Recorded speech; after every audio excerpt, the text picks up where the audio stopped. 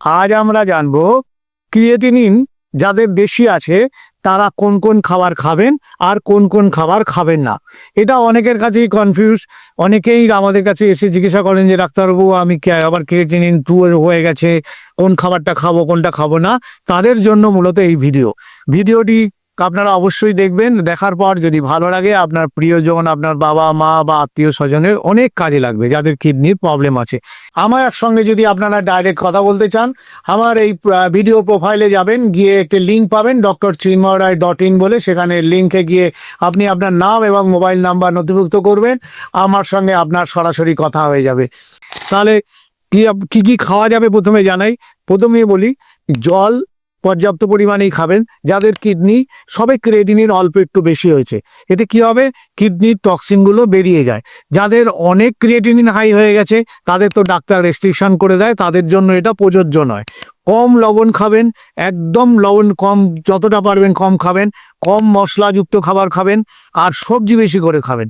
কোন কোন সবজি কিডনির পক্ষে ভালো, সেটা হচ্ছে লো পটাশিয়াম যুক্ত যে সবজিগুলো হয় এবং যে সবজিগুলোর মধ্যে জলীয় ভাব বেশি থাকে সেগুলো খাওয়া ভালো।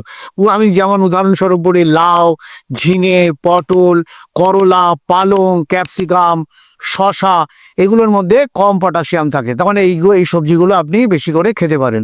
আর ফলের মধ্যে কি, আপেল, নাশপাতি, পেয়ারা, আমলকি বেশি খাবেন না, আমলকিও খেতে পারেন।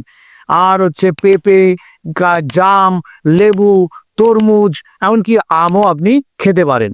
আর ডিম খাবেন কিনা, হ্যাঁ ডিম খেতে পারেন, ডিমের ওই সাদা অংশটাই খাবেন। আর মুরগির মাংস অল্প করেও সপ্তাহে একদিন খেতে পারেন। আর খেলেও ওই 50 থেকে 60 গ্রামের বেশি কিন্তু খাবেন না। আর মাছ খেতে পারেন, রুই, কাতলা, জ্যান্ত, ছোট চারাপোনা মাছ খেলে খুব ভালো, কোনো অসুবিধা নেই। এছাড়াও ওটস খেতে পারেন, সুজি খেতে পারেন, আর চিড়েও খেতে পারেন। এগুলো বেশি করে খাবেন। আর যেগুলো খাবেন না সেগুলোর মধ্যে রেড মিট, একদম মাংস খাওয়া যাবে না।